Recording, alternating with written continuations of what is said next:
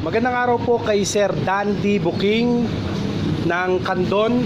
Bossing, ito po yung order po ninyo na 4-stroke na grass cutter heavy duty GX35.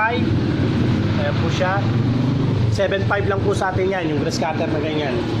Unahin po natin i-demo tong grass cutter nyo bago po yung chainsaw.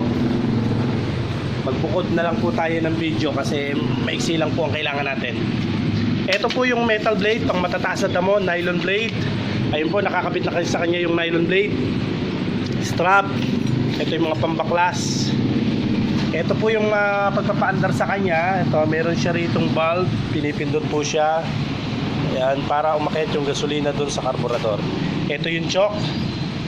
Pag umandar na, pwede nyo nang ibaba yung choke. Ito po yung lagayan ng oil. May bukod po siyang lagayan ng oil ha. Purong gasolina ilalagay nyo po rito. Ayan, hanggang dito lang po yung kanyang oil. 40 oil, yung pang tricycle po. Ayan. Testingin ko po bago natin ipa-ship. Okay, on natin. Start nyo yan. Choke. Okay, tanggalin nyo yung choke. Yan yun, parang hindi pa po siya umandar, pero umandar rin. Wala siyang kausok-usok pagka full stroke.